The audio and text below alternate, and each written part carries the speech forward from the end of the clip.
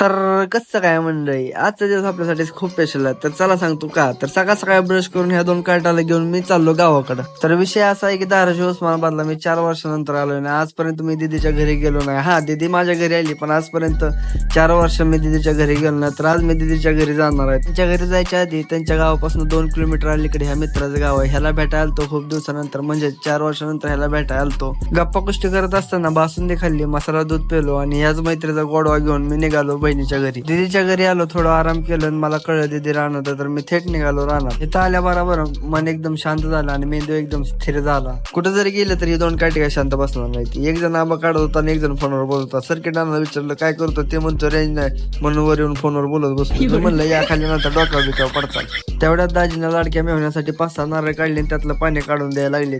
ताजं नारळ बघून ह्याच्या तोंडाला पण पाणी सुटलं. मग मी पण ह्याला म्हणलं तू पण थोडं 2 घोट मारून घे. मग हे पण बा कसा शेंदी पेल्याने पितोय. अहो सगळं खरं, पण मी तुम्हाला माझी मोठी बहीण दाखवली ना, तर चला दाखवतो. हे माझी मोठी बहीण लहानपणापासून मला खूप सांभाळली आणि माझी खूप काळजी घेतली. तेवढा दाजी म्हणलं चला मी तुम्हाला रान फिरवतो. तर मी काय बुलेटला की खाल्ली आणि थेट रानात गाडीत आणायला लागलो. दीदीनं दाजीनं आम्हाला रान फिरवलं आणि बोलता चालता खूप वेळ झालता, म्हणून मी दीदीला म्हणलं आता मी जातो घरी. एक दिवस थांब म्हणून खूप हट्ट करत होती, पण काय करणार, मला पण पुढे काम होते म्हणून निघून यावं लागलं. तर भेटू आपण नेक्स्ट ब्लॉग मध्ये, तोपर्यंत बाय.